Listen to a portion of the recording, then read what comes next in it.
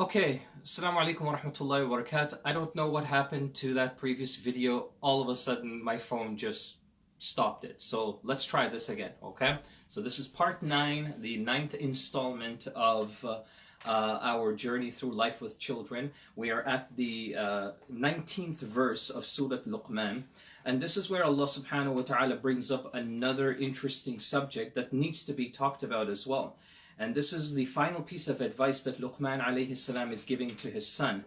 And he tells him, وَاقْصِدْ فِي مَشْيِكَ وَغُضُضْ مِنْ صَوْتِكَ إِنَّ أَنْكَرَ الْأَصْوَاتِ لَصَوْتُ الْحَمِيرِ. So now let's back up for a minute and really summarize and look at everything that's happened so far with the advice of a father to his son. Remember that this advice began with shukr, with gratitude. And gratitude is the key to all success. It is the peak of wisdom. And when you're grateful in life, there is something that immediately follows with gratitude. And that's why in the middle of this advice, Luqman alayhi salam told his son, وَاصْبِرْ عَلَى مَا أَصَابَكَ. Be patient for everything that happens to you. So that's Qur'an's way of really saying that, look, when you have gratitude, what immediately follows is patience. And what we said is that when you're grateful for the things that you have, whether that be materialistic things, whether that be your family, when you're grateful that you have parents, maybe they're parents that don't speak the way you do, they're not as educated as you are, but you're still grateful you have them. You love them and you respect them. All of these things eventually lead to you being more patient in life. So when you do see other parents doing certain things that your own parents don't do, it doesn't bother you one bit. You still say, Alhamdulillah, I got my mom and dad. They're healthy. They're with me. They support me. They love me. They take care of me. They do all of these things. And so that's what this is all about. Shukr and sabr are both sisters to one another. You can't have one without the other. And so people always ask the question, well, how do I develop sabr? How do I develop patience? And the answer to that is you need to be grateful. Grateful that you're alive. Grateful that you're able to think, that you're able to talk, that you can see. Grateful for just the things that we take for granted each and every day. Then the next stage afterwards is the father is now going to warn his son about kibr, like what this massive subject of pride. And in this particular section of the Quran, we saw that pride has several different levels. And one of the most delusional types of pride is what the Quran calls, and this was yesterday's verse, إِنَّ اللَّهَ لَا يُحِبُّ كُلَّ مُخْتَالٍ فَخُورٍ. Allah does not love the mukhtalin fakhur. Mukhtalun actually comes from the word khaylun, and khaylun refers to a beautiful horse that likes to run around and show off its, its run, its physique, its beauty, and that's what khaylun is. And what Allah is saying is that Luqman alayhi salam is basically telling his son, stop pretending, or don't ever pretend to be something you're not. So don't develop this delusional perception about yourself. And one of the examples, and again, for those of you who are still with me when the video cut off, the previous video cut off, I'm just going to go through those points again, just for those of us who are joining us for the first time. I had this example of a student, and sometimes occasionally I see students like this. When they come into class, especially some of the teenagers, sometimes they would be sitting at the back and they would be like, I'll show you what they do. They'll be sitting like this and they'll kind of have their back, and I don't know what it is that they're doing. I don't know if they have some sort of chronic pain or what's going on, right? But the guy tries to, some of these students try to act like they're gangsters in a class in a masjid, right? And when we're going for salah, the guy is just dragging his feet and he's staring down everyone. It's like, what are you doing? We're just going to go pray. You're in a masjid. Just be yourself. Act normal. That's what Allah subhanahu wa ta'ala is saying. Is that don't, especially as a believer, don't conduct yourself. Don't act and behave like someone you're not. And all of this is developed. You can develop the discipline of just being yourself by being grateful, by being patient. And so this is all about self-control now. And then Allah subhanahu wa ta'ala takes that conversation one step further. Listen to what He says next. وَاقْصِدْ فِي مَشْيِكَ. Fix your posture. So when you walk now, don't walk with a swag. Don't walk with your chest puffed up. Allah Azza wa Jalla is saying, be humble now. You know what's amazing to me about verses like this? that the Quran even tells us how to walk. It doesn't just tell us what to say. It doesn't just educate us on what we need to do. But subhanAllah, Allah subhanahu wa ta'ala also... Oh, 1 second. Okay. I hope that everybody can see me. Wa alaikum assalam wa rahmatullah. Okay, I just noticed a comment from Maya Hadi. I hope that you guys can see me. It seems like everything is working just fine. So if you all can see me, whoever can see me, just give me a thumbs up or send just some kind of indication that you're with me here. I'm going to pause real quickly. Okay. Okay. So you know what, guys? What I'll do is... oh, okay. So you're good. You guys can see me. Okay. Sorry about that, guys. I mean, technical issues, I guess, is bound to happen when we do this kind of presentation. Okay, I'm going to continue, inshallah, then.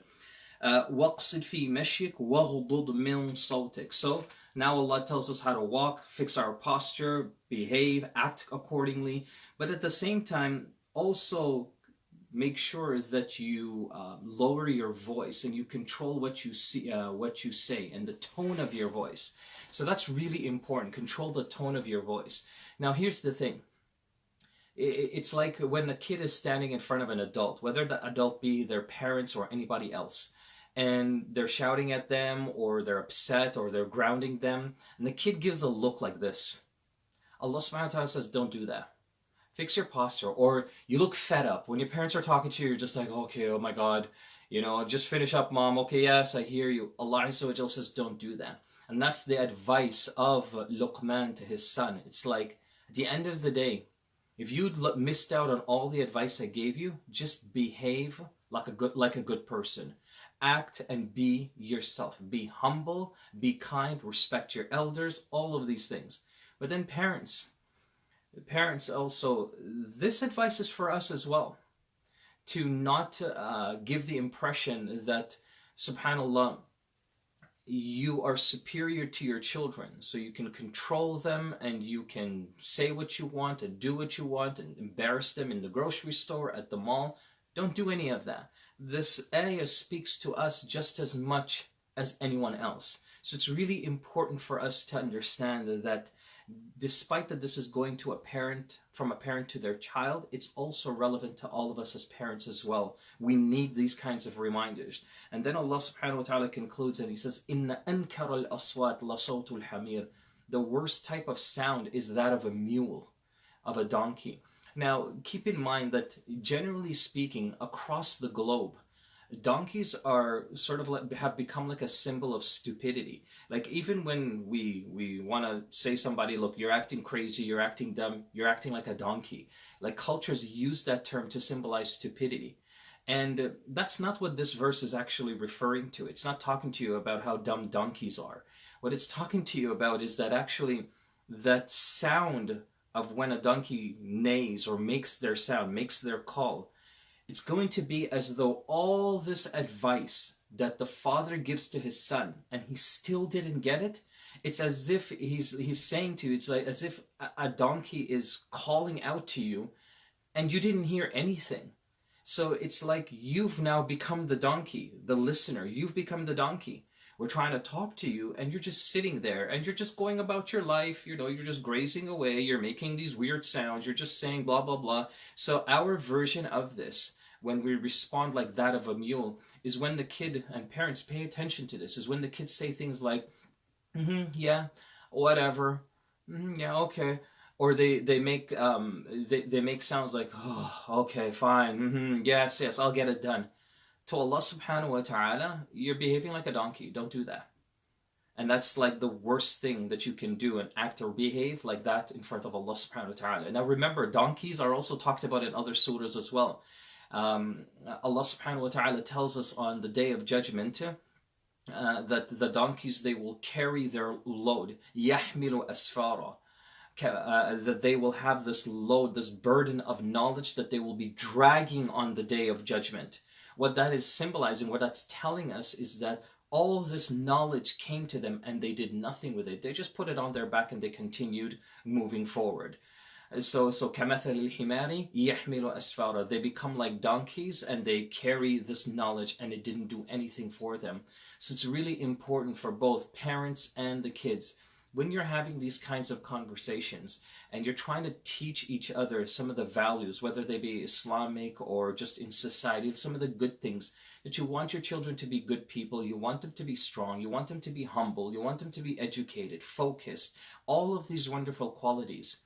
It's important that you figure out what works for you in a way that you don't come off that you're better than anybody else. Remember, parents, we are going to be accountable the same way our children are going to be accountable.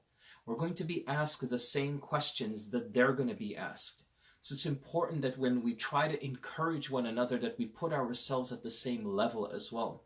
And for the kids, yeah, despite that your parents may not have gotten the education you have, they may not have been given the opportunities that you're currently enjoying, just remember, Allah subhanahu wa ta'ala says, وَخْفِضْ لَهُمَا جَنَاحَ الذُّلِّ مِنَ الرَّحْمَةِ. Lower the wings of mercy towards your parents. That's Quran's way of saying, doesn't matter what you have, put yourself at their level or go below that as well.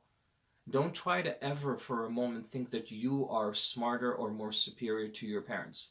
If they can barely speak English, guess what? Try to learn the language that they're speaking and speak that with them. Don't just be like, Mom, I can't believe you can't even speak English. We've been living in this country for like 20 years. You don't get to do that. If they've never gone to high school because they've been busy working so that they could support you, that they could give you the things that you want, then you never ever get to say to them that, subhanAllah, you know, I went to school and now I'm independent and look what you're doing with your life. You buy them now everything that they want. You take care of your parents now.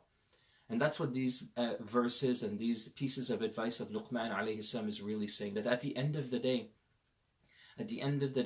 when you're grateful, you're able to be patient. And when you're patient, Allah subhanahu wa ta'ala protects you from kibr. You're patient with yourself, you're patient with what you're learning, and you're humble. You develop this sense of humility that people respect and people recognize and people appreciate. And then in turn, you also continue to appreciate others as well. You respect them and you love them, and you never judge. You don't look down at anyone. You never judge anybody. And at the end of the day, even if you have no knowledge, people can just look at you and know, yeah, that's a humble person. They're normal. You know, they fix their posture. They fix the way that they walk. They don't try to show off or pretend to be somebody they're not. They're just normal people. And so for the young people that are looking at this, but also the parents, to understand that these verses and these pieces of advice work both ways. Despite in context it's going from a parent to the son, this entire book is for all of us. And so with that being said, tomorrow inshaAllah ta'ala, we're going to look at a different section of the Quran. I'm going to introduce that for you as well, inshaAllah. We're going to go to Surah Al-Qasas.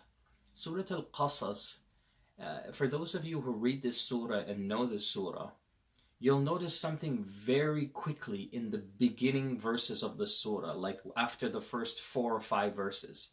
You'll notice that it looks like the surah is almost like a sister surah to Surah Yusuf, because it's got similar verses that are almost the exact same wording of Surah Yusuf.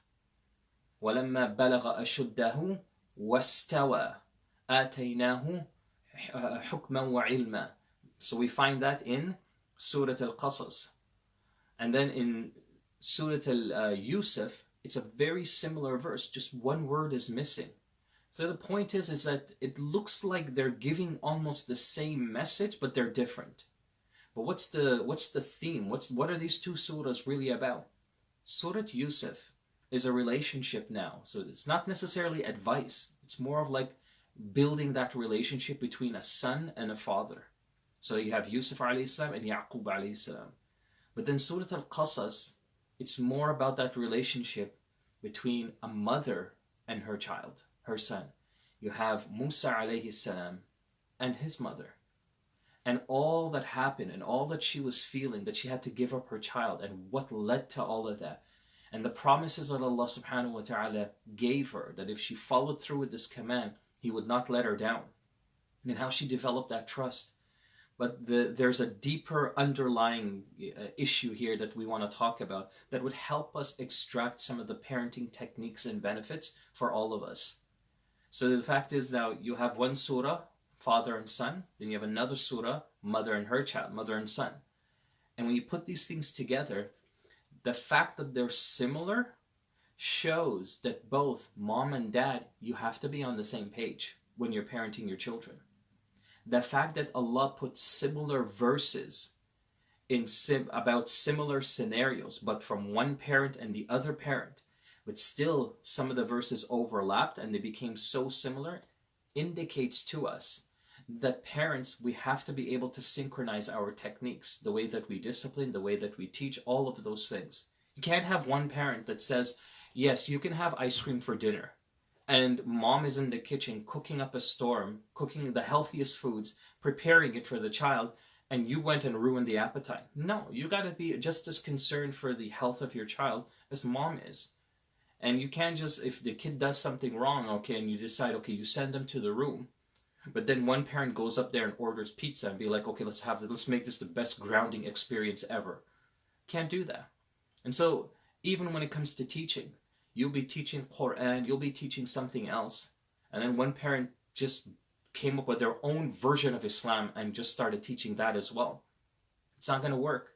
So immediately just the overlap in terms of similarities in the verses between these two surahs is absolutely remarkable. Great wisdom extracted from that. There's so much more to talk about. So I'm going to reserve that inshallah tomorrow. And so tomorrow, stay tuned and be ready. For those of you who have been supporting me through these series, I don't know what else to say except to offer you the best gift that I can possibly offer you where I am. And that's not a thank you. It's something more than that. And I want to just offer all of you that watch this and you share it, I see it all the time. I want to just pray that Allah subhanahu wa ta'ala reward, honor, and bless you in the best way possible that's pleasing to Him. I want to ask that Allah subhanahu wa ta'ala help you with whatever struggles that you go through in your life at any level. May Allah subhanahu wa ta'ala ease the struggles for you. And may Allah Azza wa Jal bless you all in Jannatul Firdawsi al-A'la, all of you and myself. I hope that one day we will all be sitting together in paradise. And I think about this a lot, that we'll all be sitting in Jannah together, inshallah.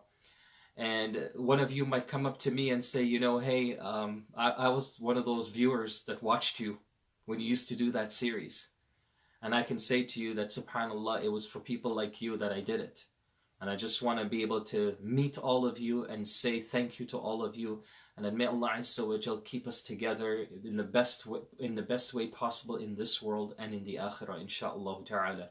So jazakallahu khairan for your support and for watching this and for sharing it. And may Allah Azza wa Jal allow that everything that I say, that as you share it and as you take from it, that you also get compensation of the reward, inshaAllah ta'ala. Allahumma ameen.